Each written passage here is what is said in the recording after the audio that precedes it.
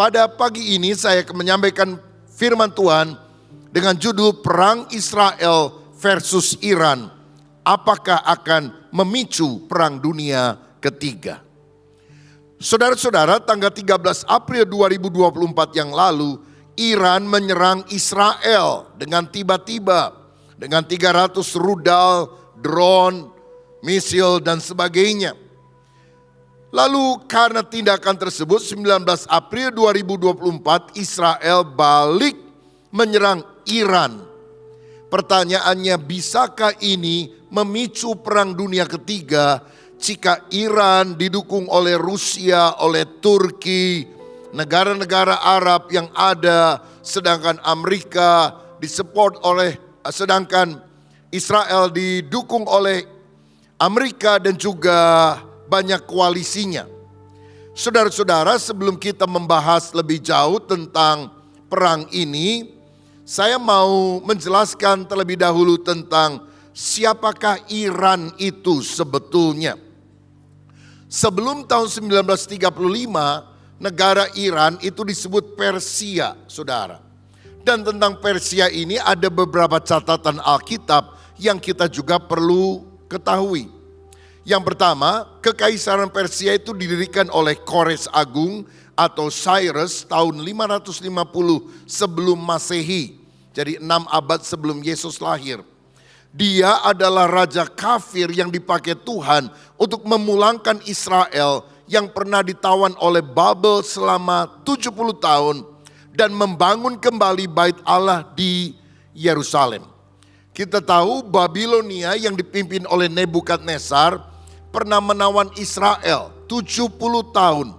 Tapi Babilonia, Irak sekarang, dikalahkan oleh Persia, Iran sekarang. Lalu Raja Persia yang menaklukkan kerajaan Babel menyuruh orang Israel balik ke negara asalnya. Bahkan dia membiayai pembangunan bait Allah kembali di Yerusalem.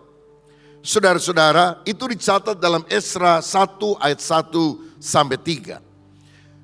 Berikutnya kita perlu tahu bahwa etnis Persia sebetulnya merupakan keturunan bangsa Arya dari Madai anak Yafet.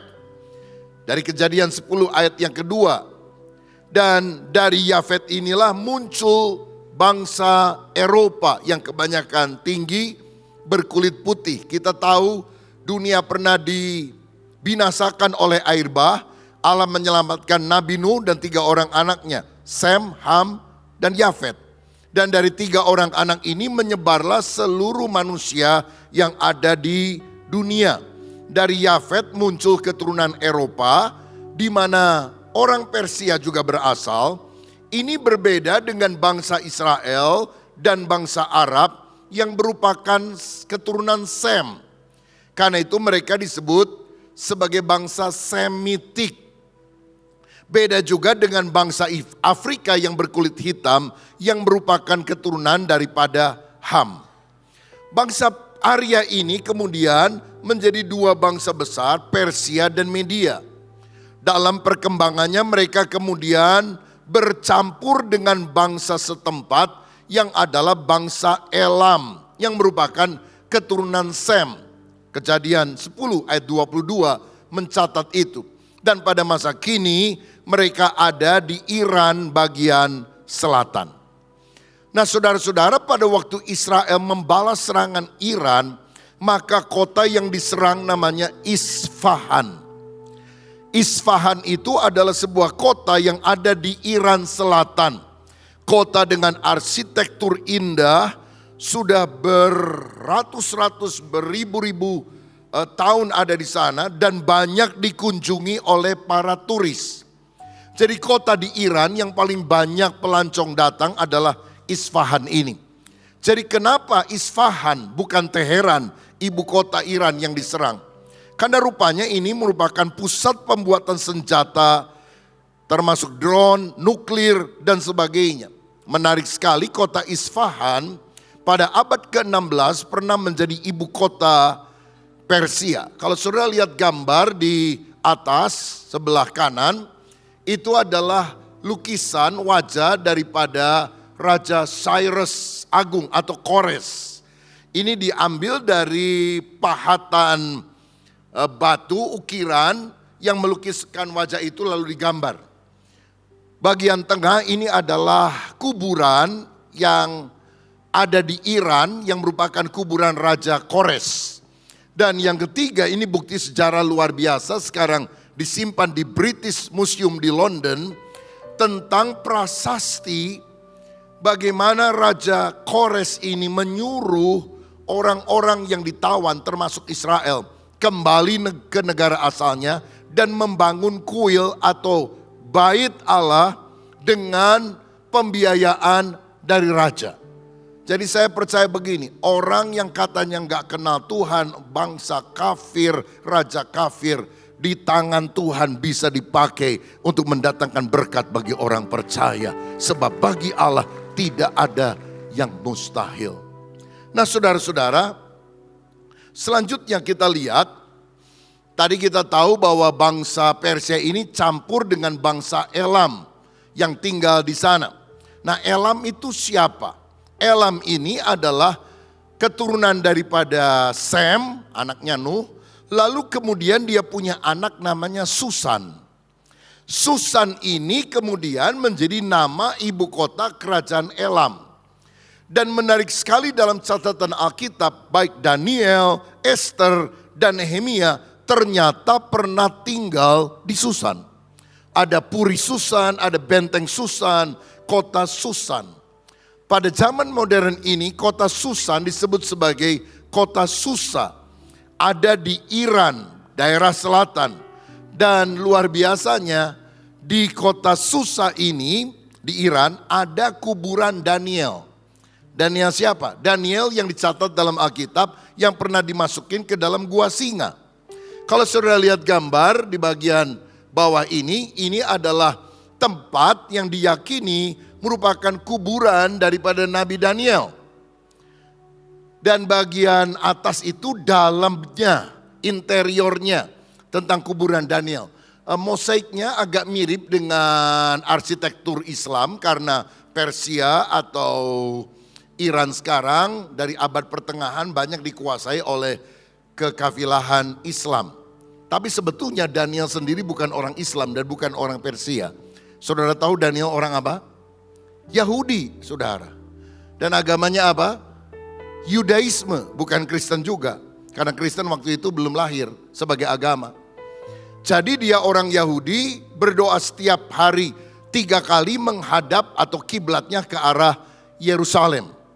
Dan menarik sekali Isfahan yang juga dekat dengan Susa beberapa jam saja naik kendaraan yang ada di Iran Selatan adalah kota yang memiliki pemukiman Yahudi terbesar dan tertua di Iran. Sampai hari ini kira-kira 1.500 orang Yahudi masih tinggal di sana. Itu pertanda memang daerah Persia, daerah ini pernah dikuasai atau pernah ada orang-orang Yahudi yang tinggal di sana. Nah, catatan ketiga tentang Persia atau Iran adalah Ratu Esther. Itu yang pernah tinggal di Puri Susan di Persia. Dipakai Tuhan menyelamatkan bangsa Yahudi dari pembantaian oleh Haman pada pemerintahan Ahasiweros atau Xerxes yang pertama. Dan kita kemudian lihat bahwa kitab Esther sebanding dengan kitab Keluaran di mana Tuhan pernah memakai seorang yang bernama Musa mengeluarkan Israel dari pembantaian Firaun menuju tanah perjanjian, tanah Kanaan. Nah, di dalam Alkitab kita ada kitab Esther. Kitab Esther adalah kitab yang paling banyak diperdebatkan. Apakah layak masuk di dalam kanon Alkitab atau tidak? Apakah memang pantas diakui sebagai firman Allah atau tidak? Kenapa? Karena di dalam kitab itu tidak ada satu kali pun kata Allah atau Tuhan atau YHWH atau Elohim ada di sana. Sehingga orang mulai berpikir, bagaimana mungkin sebuah kitab yang tidak pernah mencantumkan kata Allah atau Elohim atau Yahweh diakui sebagai firman Allah. Tapi akhirnya saya percaya ini karena karya Roh Kudus, kitab Esther juga dikanonkan.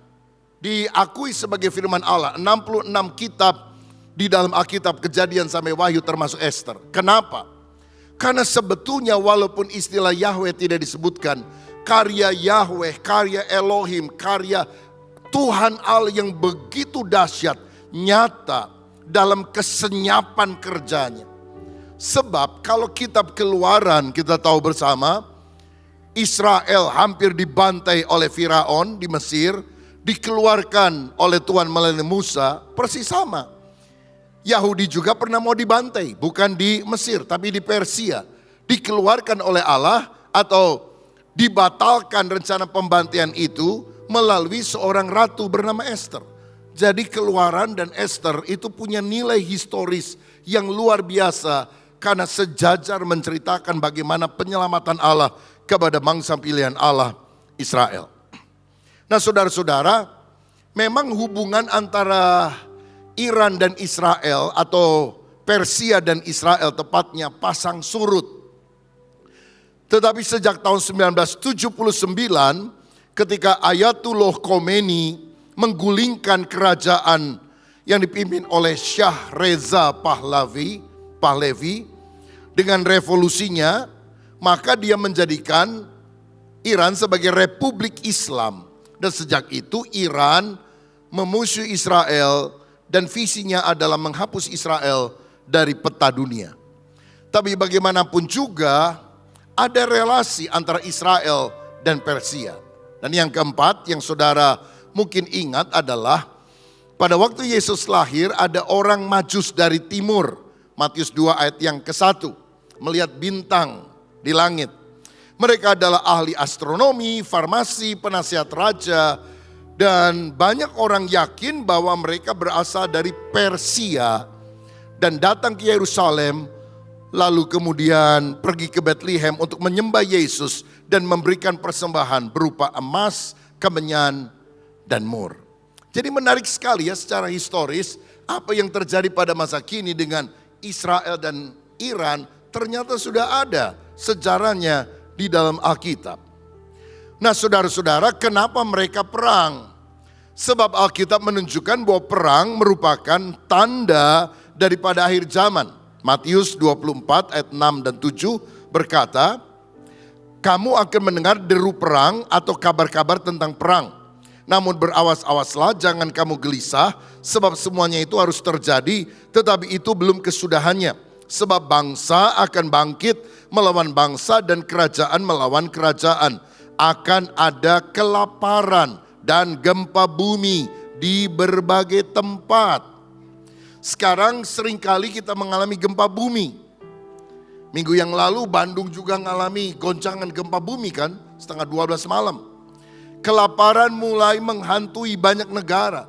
Tapi Alkitab dengan jelas berkata bahwa perang akan menjadi tanda dari akhir zaman. Kalau saudara lihat peta di sana, Iran kalau menembakkan roketnya, dia harus melintasi wilayah udara Irak dan wilayah udara Yordania, saudara-saudara. Baru mereka masuk Israel. Kan mereka mesti melintasi batas negara. Nah kalau itu ditarik garis lurus, nanti akan saya jelaskan bagaimana dengan Yordania. Nah saudara-saudara, selanjutnya Alkitab mencatat bahwa pada akhir zaman menjelang kedatangan Kristus akan ada perang besar. Yang pertama disebut perang Gog-Magog, di mana Israel akan diserang oleh bangsa dari utara yang berkolaborasi dengan bangsa-bangsa selatan. Rusia dan sekutunya, bangsa-bangsa Afrika dan sekutunya, satu dari utara, satu dari selatan, akan menjepit Israel yang ada di tengah. Ini dicatat dalam Yeskiel 38-39. Dan menurut Alkitab disebut sebagai perang Gog-Magog. Lalu ini akan disusul setelah sekian waktu tertentu oleh perang besar lainnya. Namanya Harmagedon. Wahyu 16, Wahyu 9 mencatat hal itu, di mana 200 juta orang pasukan dari timur akan menyerang Israel.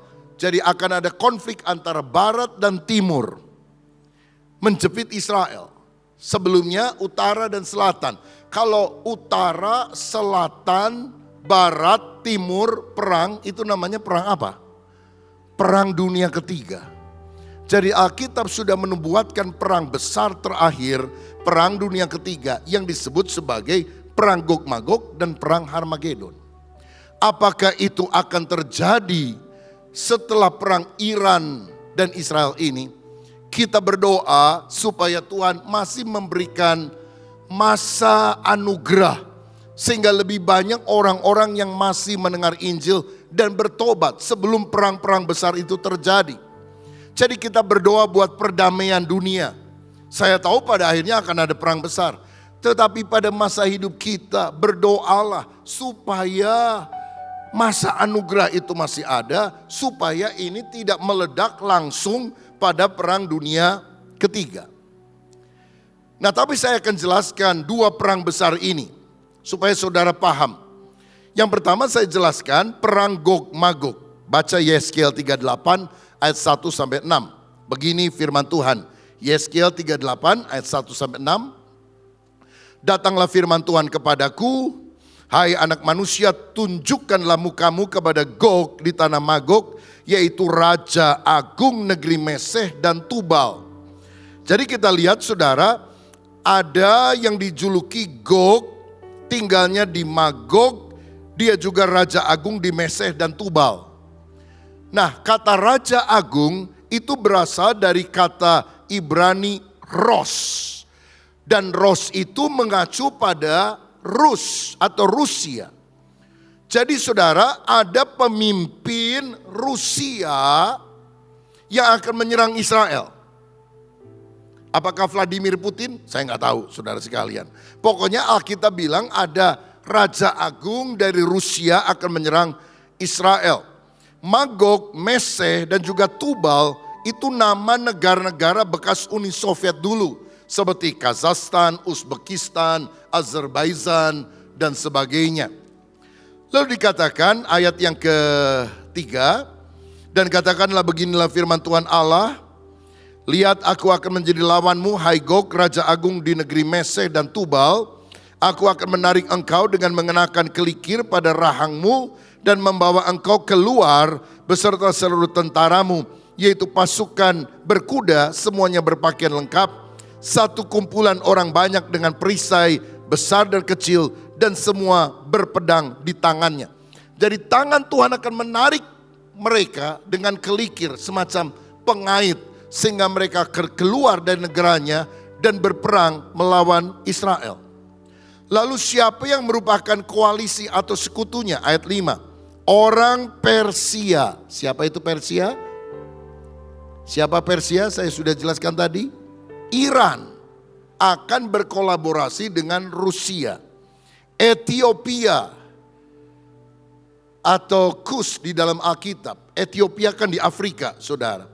Lalu Put atau Libya menyertai mereka dan semua dengan perisai dan ketopong. Orang Gomer dengan seluruh bala tentaranya. Gomer ada yang berkata itu Eropa Timur, ada yang berkata itu adalah Syria. Karena mereka pernah tinggal di daerah-daerah tersebut beberapa ratus atau ribu tahun yang lampau. Lalu Bet Togarma ini mengacu pada negara Turki. Dari utara sekali dengan seluruh bala tentaranya banyak bangsa menyertai engkau. Kalau saudara lihat peta Israel, Israel itu negara yang kecil, nggak besar. Persis di atasnya, kalau kita tarik garis lurus ke utara, itu adalah Turki. Ditarik lagi ke atas, Uni Soviet atau sekarang Rusia. Jadi Rusia kolaborasi dengan Turki dan negara-negara lain termasuk Iran akan menyerang Israel. Nah saudara-saudara, menarik sekali Alkitab ternyata ribuan tahun yang lalu sudah ditulis dan mencatat siapa yang akan menyerang Israel, siapa yang akan berkoalisi dengan negara yang menyerang Israel itu. Tapi yang lebih hebat, Alkitab juga menunjukkan kepada kita negara mana di daerah itu yang tidak akan berkoalisi dengan Rusia. Saya bacakan Yeskiel 38 ayat 13. Dikatakan demikian. Negara Sheba dan Dedan beserta pembeli-pembeli barangnya, negeri Tarsis beserta pedagang-pedagangnya akan berkata kepadamu, apakah engkau datang untuk merampas dan mengumpulkan sekutumu untuk menjara, untuk mengangkut perak dan emas, untuk melarikan ternak dan harta benda, dan untuk melakukan perampasan yang hebat sekali. Nah saudara, jadi menurut ayat ini ada 3 daerah yang tidak mau ikut serta untuk merampas harta kekayaan Israel. Namanya disebutkan Sheba, Dedan, Tarsis. Apa itu? Ternyata saudara-saudara, Sheba juga Dedan itu adalah daerah yang sekarang ini dikuasai atau merupakan tempat tinggal orang-orang atau negara-negara di Jazirah Arab. Jadi itu mengacu pada Arab Saudi, Uni Emirat Arab, dan beberapa negara yang lain. Indikasi bahwa negara Jazirah Arab, beberapa diantaranya seperti Arab Saudi, Uni Emirat Arab tidak mau menyerang Israel, terlihat karena mereka ini sudah memiliki perjanjian damai, hubungan diplomatik dengan Israel. Bahkan pada waktu Israel akan diserang oleh Iran, siapa yang membocorkan informasi kepada Israel bahwa mereka akan diserang? Yang membocorkan adalah intel dari Arab Saudi dan Uni Emirat Arab. Yang ibu kotanya Abu Dhabi, kota yang terkenal. Di sana juga adalah Dubai. Mereka ngomong juga kepada Amerika Serikat dan diberitahu, hati-hati loh, Iran akan menyerang kamu. Nah saudara-saudara, kalau mereka itu pro kepada Rusia, mereka tentu tidak akan memberitahukan hal ini. Saudara lihat di dalam CNBC Indonesia, saya cantumkan di sana gambarnya. Ramai negara Arab bantu Israel patahkan serangan Iran, ini alasannya. Saudara-saudara, ini menarik sekali. Kalau Indonesia banyak pemimpinnya mengutuk Israel, negara Arab bantuin Israel. Kan bingung saudara-saudara. Ya, sampai ada yang bilang apa Indonesia lebih Arab dari Arab? Karena Arab tidak menyerang Israel. Dan kenapa hal itu terjadi? Ini nih, Alkitab yang sudah ribuan tahun dicatat mencantumkan hal itu. Luar biasa ya, kalau kita baca Alkitab begitu aja, kita nggak akan ngerti. Tapi kalau kita membaca, studi, minta Roh Kudus mencerahkan, Alkitab adalah buku yang sudah memberitahukan pada masa lalu, apa yang akan terjadi masa kini, bahkan pada masa yang akan datang. Satu kota lain yang disebutkan adalah Tarsis. Dan itu campaknya mengacu kepada Inggris yang ada di Eropa. Negara-negara Eropa seperti Inggris, Perancis, Jerman, itu tidak pro kepada Rusia. Dia pronya kepada Amerika dan menjadi sekutunya. Jadi ini nama negara-negara yang tidak akan berperang melawan Israel. Tetapi kelak pada perang Gog dan Magog, ketika Rusia dan sekutunya menyerang Israel, Alkitab memberikan petunjuk tampaknya Eropa dan Amerika Serikat tidak membantu Israel di perang itu. Sehingga hanya Yahweh, Elohim, Allah sendiri yang akan memberikan pertolongan kepada Israel. Saudara-saudara, kenapa sih kok ada yang mau perang gak mau perang? Perang itu mahal banget biayanya. Satu tembakan misil itu saudara, harganya luar biasa. Saya diberitahu oleh orang bahwa tiap kali diserang seperti kemarin 300 tembakan dari Iran, sebelumnya dari Hamas ratusan juga, bahkan lebih banyak, itu ditangkis oleh Iron Dome. Kita pikir wah hebat ya. Jadi begitu ada misil terbang, Israel melihat dengan radar langsung tembakan juga. Ceng, duar. Ternyata satu alat penangkal ini kira-kira kalau dikurskan kira-kira harganya 750 juta rupiah. Kalau 300 kali aja saudara sekalian, berapa itu? Makanya Israel juga milih-milih. Kalau jatuhnya itu kira-kira di padang pasir biarinlah, di tempat kosong ya biarinlah. Tapi kalau di daerah yang sangat berbahaya mereka berusaha untuk menghabiskan di udara. Karena ini berkaitan dengan biaya. Nah saya berdoa supaya Iran dan Israel tidak berkepanjangan. Kenapa? Iran itu juga inflasi sedang besar-besaran terjadi. Israel juga gara-gara perang Hamas yang belum selesai ini kan keuangannya tersedot, saudara sekalian. Amerika aja mau bangkrut ini ekonominya. Rusia juga gara-gara perang sama Ukraina ekonominya tidak baik-baik saja. Ya mudah-mudahan karena faktor ekonomi ini kagak jadi perang lah. Ya asal jangan ada yang panas-panasin lalu emosi begitu. Tidak jadi perangnya supaya apa? Supaya ada masa keamanan, Injil masih bisa diberitakan, orang-orang masih diselamatkan karena bertobat percaya kepada Tuhan Yesus Kristus. Haleluya. Next slide. Saudara, kita lihat satu berita yang menarik juga di atas sana. Saudara lihat. Dari CNN Indonesia, kenapa Yordania membela Israel dan menembak jatuh rudal drone dari Iran. Lah ini mengagetkan saudara, karena ternyata Yordania itu menembak jatuh rudal yang dari Iran ketika melintasi wilayah udara negaranya. Sampai Iran juga marah, ngapain lu ikut-ikut? Nah, dia bilang, kamu lewat wilayah udara kami. Lah kalau nggak sampai letoy itu rudalnya kan meledaknya di sini, ditembak aja saudara-saudara. Nah tetapi kenapa Yordania tidak membantu pasukan Rusia? Itu sudah ada nubuatannya di Alkitab. Alkitab ini lengkap luar biasa. Karena Alkitab menunjukkan bahwa negara Yordania modern ini merupakan negara keturunan Edom atau Esau. Saudara ingat? Abraham punya anak namanya Ishak. Ishak punya anak namanya Yakub dan Esau. Yakub melahirkan Israel, Esau itu melahirkan keturunan yang sekarang ini merupakan cikal bakal dari orang-orang Yordania. Lalu di Yordania sekarang ini tinggal juga bangsa keturunan Moab dan Amon. Siapa itu Moab dan Amon? Saudara ingat gak? Abraham waktu keluar dari Ur-Kasdim membawa ponakannya namanya Lot. Lalu kemudian tinggal di Sodom dan Gomora. Dihancurkan oleh Tuhan. Istri Lot mati jadi tiang garam. Jadi yang selamat cuma Lot dan 2 orang anak gadisnya. Tinggal di pegunungan, gak ada orang sama sekali. Lalu anak-anaknya bilang, waduh kita bisa punah nih, gak ada laki-laki sama sekali di sini.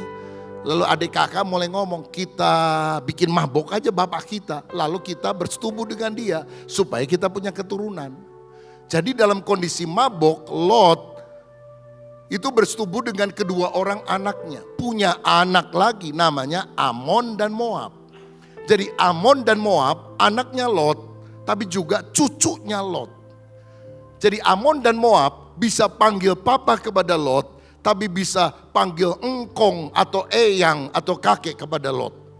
Saudara, Alkitab adalah buku yang jujur yang menceritakan juga tentang perbuatan tidak bermoral dari tokoh-tokoh yang dicatat di dalamnya.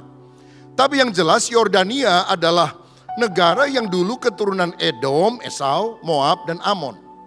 Dalam Mazmur 60 ayat yang ke-10, Alkitab menubuatkan di dalam kitab Mazmur bahwa Moab akan menjadi tempat pembasuhanku. Moab ialah tempat pembasuhanku, kepada Edom aku melemparkan kasutku, karena Filistea aku bersorak-sorai. Saudara tahu, orang Yahudi punya kebiasaan kalau mau masuk rumah dari perjalanan mereka akan copot kasutnya, lalu kemudian ada budak yang menyiramkan air membersihkan kakinya. Jadi kalau dikatakan tempat pembasuhan kaki, tempat kasut dilemparkan, itu berarti bicara tentang seorang hamba yang akan melayani tuannya. Dengan peristiwa ini seakan-akan Yordania itu melayani atau menolong umat pilihan Allah, yaitu Israel. Karena itu dia menembak jatuh rudal-rudal yang berasal dari Iran. Memang pasti mereka tidak mau dikaitkan dengan ayat ini. Tapi Alkitab sudah menunjukkan ada ayat lain, saudara. Klik. Yang berkata demikian. Wahyu 12 ayat yang ke-14. Menurut ayat ini, Antikristus nanti akan muncul pada akhir zaman dan akan memburu seorang perempuan yang merupakan gambaran daripada Israel. Dan Israel ini akan dipelihara selama 3,5 tahun di padang gurun. Boleh dimunculkan Wahyu 12 ayat yang ke-14 di screen. Wahyu 12 ayat 14. Kepada perempuan itu, Israel, diberikan kedua sayap dari burung nasar yang besar, supaya ia terbang ke tempatnya di padang gurun, di mana dia dipelihara jauh dari tempat ular itu, dari iblis, si antikris, selama 1 masa dan 2 masa dan setengah masa, artinya 3,5 tahun. Terbang dengan sayap burung nasar. Nah, Wahyu kan ditulis oleh Yohanes waktu dapat penglihatan di Pulau Patmos. Dia belum tahu ada pesawat terbang. Jadi dia pikir burung gede apa ini ya, membawa terbang, ini orang Israel. Sekarang mah pesawat udara, saudara, kita akan tahu itu. Dibawa kemana? Ke negara non-Israel tentunya, karena diselamatkan dari negara itu. Kemana? Ke satu negara yang juga ada padang gurunnya. Mereka akan tinggal 1,5 tahun di sana. Dan Yordania merupakan salah satu negara yang juga ada padang gurunnya, selain Arab Saudi dan sebagainya. Sehingga beberapa penafsir berkata kemungkinan tempat itu adalah Petra yang ada di Yordania. Saudara, bangunan ini adalah ukiran yang ada di Petra. Tolong gambarnya dimunculkan. Ukiran yang ada di Petra, dan itu adalah gunung batu yang dipahat oleh keturunan Esau, dan diperkirakan itu akan menjadi tempat di mana Israel akan bersembunyi di sana 3,5 tahun. Kalau saya baca lebih jauh dalam Daniel 11 ayat 40, firman Tuhan juga berkata demikian. Daniel 11 ayat 40 dan 41.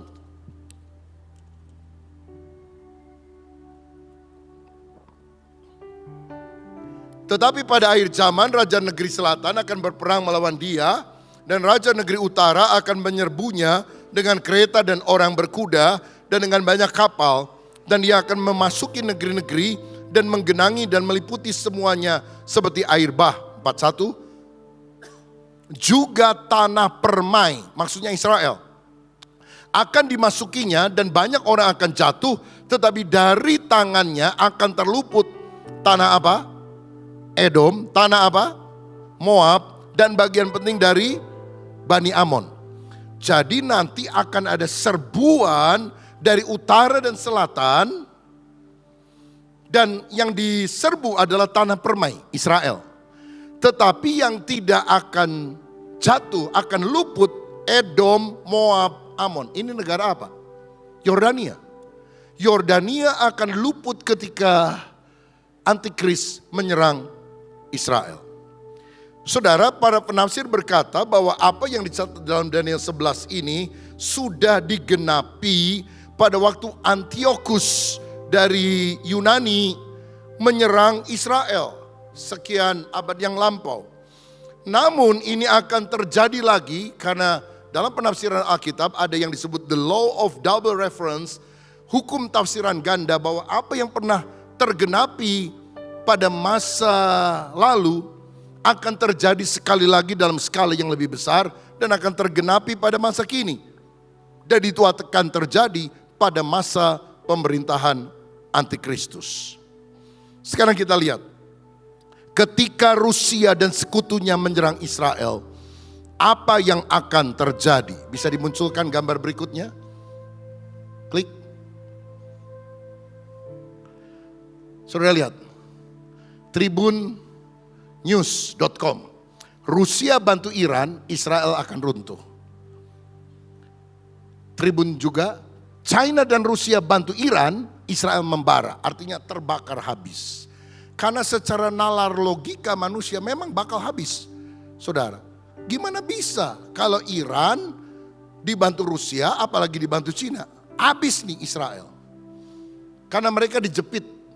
Tetapi Alkitab menunjukkan di dalam Yesaya 39, nanti saudara baca sendiri ayatnya, Yesaya 38 lengkap, Yesaya 39 lengkap. Tuhan akan menghukum Gog, Yesaya 39 ayat 6. Kedua, mayat mereka akan dikubur 7 bulan, ayat 11 dan 12. Yang ketiga, senjata Gog akan dibakar selama 7 tahun. Ayat 9. Jadi tiba-tiba Tuhan berperang ganti Israel. Dan semua yang datang menyerang Israel dari Rusia, dari utara dan dari selatan akan mati dikubur 7 bulan. Ini jumlah yang sangat besar.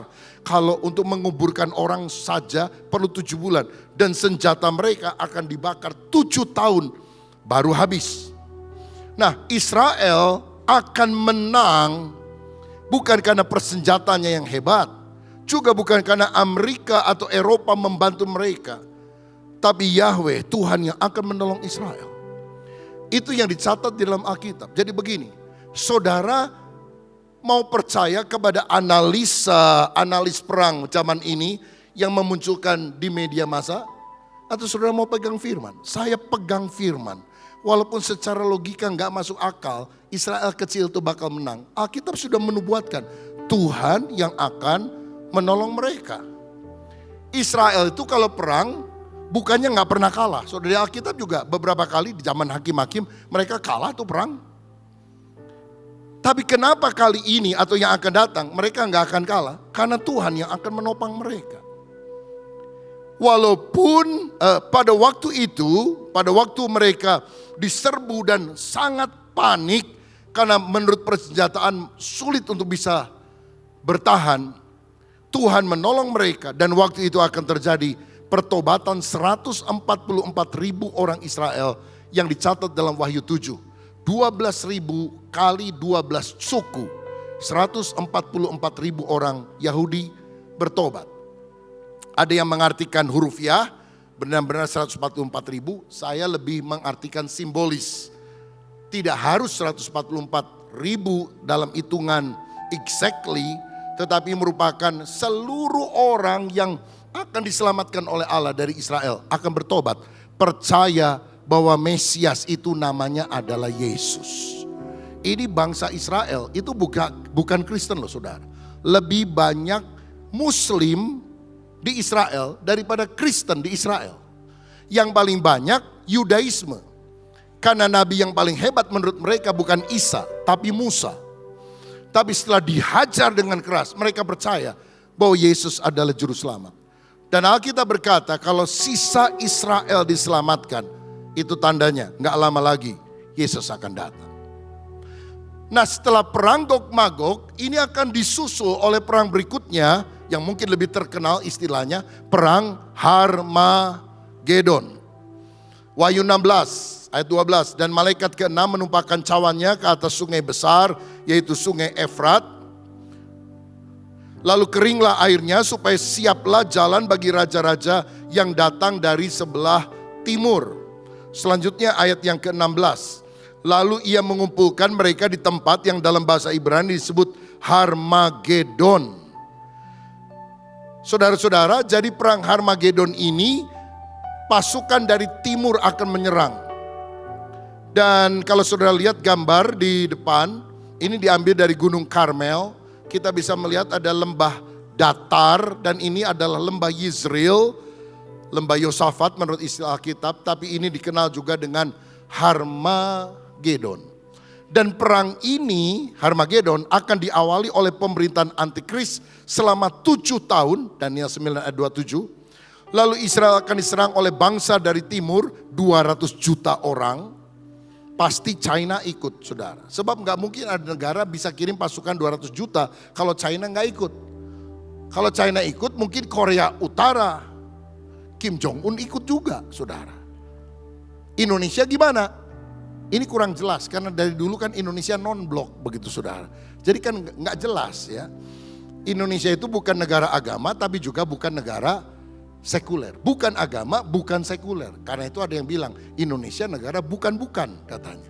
Bukan agama, bukan sekuler. Jadi negara Indonesia non-blok. Kita nggak tahu peta politiknya kemana. Nggak dicatat di dalam Alkitab. Tetapi perang Harmagedon ini akan berakhir pada waktu Yesus datang kembali. Wahyu pasal 19. Di mana antikris akan ditangkap dan dilemparkan masuk ke neraka, Gehenna, yang adalah lautan api. Nah, waktu Yesus datang untuk kali kedua, Dia akan mendirikan kerajaan 1000 tahun damai di bumi ini. Yesus akan mendarat di Bukit Zaitun, Zakaria 14 ayat 4. Dia akan menggenapi janjinya kepada Abraham tentang tanah perjanjian. Kejadian 15 ayat 18. Di mana wilayah Israel dari sungai Mesir, Nil, sampai ke sungai Efrat yang ada di Iran. Jadi saudara perhatikan, Israel itu kan kecil, tapi nanti akan diperbesar ketika kerajaan 1000 tahun. Dan Allah pernah janji kepada Daud tentang raja kekal yang tahtanya kokoh selama-lamanya. Dalam 2 Samuel 7 ayat 16. Siapa keturunan Daud yang akan jadi raja kekal? Pasti bukan Salomo karena dia mati. Pasti bukan anaknya Salomo. Siapa yang disebut sebagai anak Daud? Yesus anak Daud, Kristus anak Daud. Ini janji mesianik bahwa satu kali dari keturunan Daud ada yang akan memerintah kekal selama-lamanya, namanya Yesus. Dan dia akan memerintah di Yerusalem yang ada di Palestina sekarang. Nah, jadi saudara sekalian, kerajaan 1000 tahun milenium itu ada di bumi. Ibu kotanya Yerusalem yang sekarang ada di Israel, di Palestina. Tapi kemudian langit dan bumi tempat kita berpijak ini akan lenyap, 2 Petrus 3 ayat 10, oleh nyala api. Itu yang disebut sebagai kiamat.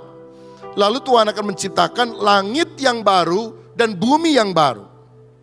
Dan waktu Tuhan menciptakan langit yang baru dan bumi yang baru, Alkitab berkata Yerusalem baru akan turun dari sorga menjadi ibu kota untuk langit baru dan bumi baru. Jadi waktu Yesus naik ke sorga, dia masuk ke kota namanya Yerusalem baru. Dia bilang, aku sediakan tempat bagimu. Di mana? Di sorga. Nama ibu kotanya Yerusalem baru. Kalau udah selesai, Yesus datang sama kota-kotanya dibawa untuk saya dan saudara. Jadi kita nggak akan pergi ke sorga yang sekarang. Sorga yang sekarang itu ibu kotanya akan turun bukan di langit dan bumi yang lama, tapi di langit dan bumi yang baru. Dan itulah kerajaan Allah yang kekal sampai selama-lamanya. Mungkin kali yang akan datang saya akan jelaskan lebih rinci tentang kerajaan 1000 tahun dan bedanya dengan langit baru dan bumi baru. Tetapi sebagai konklusi ada beberapa hal yang kita perlu perhatikan. Klik. Yang pertama, sebelumnya. Saudara-saudara, jadi sebelum peristiwa ini terjadi, sebelum kerajaan 1000 tahun, sebelum kerajaan Allah yang kekal, maka akan terjadi satu peristiwa yang penting, namanya pengangkatan orang percaya. Apakah itu terjadi sebelum Gog Magog dan Harmagedon, ataukah di tengah masa itu atau setelah masa itu, kita tidak tahu. Tafsiran bisa berbeda-beda, tapi pengangkatan orang percaya bisa datang. Dan saya berharap pengangkatan itu terjadi sebelum perang besar itu muncul, saudara-saudara. Sebelum antikristus memerintah selama 7 tahun. Lihat ayatnya. Dalam 1 Tesalonika 4 ayat 16-17. Sebab pada waktu tanda diberi, pada waktu penghulu malaikat berseru, dan sangkakala Allah berbunyi, maka Tuhan sendiri akan turun dari sorga, dan mereka yang mati dalam Kristus akan lebih dahulu bangkit. Sesudah itu kita yang hidup yang masih tinggal akan diangkat bersama-sama mereka dalam awan menyongsong Tuhan di angkasa. Demikianlah kita akan selama-lamanya bersama-sama dengan Tuhan. Jadi gini, waduh takut perang. Waduh ada Gog Magog, ada Harmagedon. Gimana ya saya? Kalau saudara percaya Yesus, yang saudara nanti-nantikan bukan perang. Yang saudara nanti-nantikan bukan antikristus. Yang saudara nanti-nantikan yang lebih dekat datang untuk kita adalah kita akan diangkat ke sorga bersama-sama dengan Yesus. Karena itu mari kita hidup sungguh-sungguh. Nanti Yesus datang 2 tahap. Tahap pertama cuma menampakkan diri di awan-awan. Kita diangkat ke sana, ke angkasa. Orang mati dalam Kristus bangkit, dapat tubuh kebangkitan. Orang yang masih hidup gak akan mati, diangkat. Lalu kita di angkasa nyanyi. Ada pertemuan di udara, pertemuan yang manis. Bisa lagunya? Kalau nggak bisa belajar dulu. Nanti udah diangkat, nggak bisa lagunya diturunin, saudara-saudara. Nah jadi kita bersyukur karena Tuhan menjanjikan adanya pengangkatan orang percaya. Sehingga kita harus berjaga-jaga. Konklusinya, respon kita. Pertama, pahami nubuatan akhir zaman yang sudah dan belum digenapi. Sehingga kita yakin keakuratan Alkitab dan tidak diombang-ambingkan pengajaran palsu. Ayo banyak belajar Alkitab. Sehingga firman Tuhan itu disingkapkan bagi kita. Dengar banyak khotbah. Kalau saudara mau lebih dalam, masuk kuliah STT Karisma Bandung. Ada program eksekutif, ada program masternya juga. Ada yang S1, ada yang S2. Saudara-saudara, supaya kita lebih paham firman. Kedua, persiapkan diri karena kedatangan Tuhan sudah semakin dekat. Tinggalkan perkara duniawi, hidup berjaga-jaga seperti 5 gadis bijaksana yang menyiapkan minyak dan pelita. Hiduplah penuh dengan Roh Kudus karena kedatangan Tuhan sudah sangat singkat. Ketiga, percaya perlindungan Tuhan adalah yang terbaik. Jangan andalkan manusia. Belajar dari peristiwa Gog Magog. Israel diserang oleh negara-negara. Dan dunia meramalkan mereka akan hancur.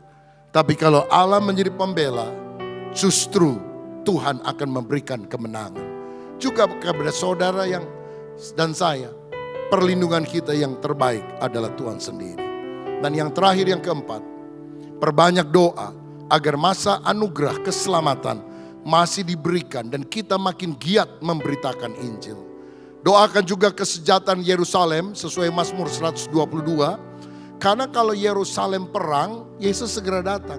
Kalau dia damai, masa anugerah masih ada. Jangan ngutuk-ngutuk. Karena Tuhan pernah janji nih sama Abraham. Aku memberkati orang yang memberkati kamu, tapi aku akan mengutuk orang yang mengutuk kamu. Pokoknya mengutuk-ngutuk itu saudara, akhirnya akan mengalami kesialan. Karena yang janji sama Abraham itu Tuhan sendiri. Tuhan kok mau dilawan? Kita nggak setuju dengan kekejaman manusia dalam perang, termasuk yang dilakukan Israel dan negara-negara lain. Kita juga bukan berdiri sebagai blok ini, blok sana. Kita berdiri pada bloknya Tuhan. Apa yang Alkitab ajarkan, itu yang kita ikuti. Kita berdoa kesejahteraan Yerusalem, pertobatan sisa Israel, karena itu harus terjadi sebelum kedatangan Kristus untuk kali yang kedua. Mari kita berdoa supaya sungguh-sungguh masa anugerah masih diberikan kepada kita. Perbaharui diri menjelang kedatangan Kristus kembali. Agar waktu dia datang kita tidak ditinggalkan masuk di aniaya antikris. Tapi diangkat di dalam awan menyongsong Kristus sampai selama-lamanya. Tuhan memberkati. Mari kita berdiri bersama-sama.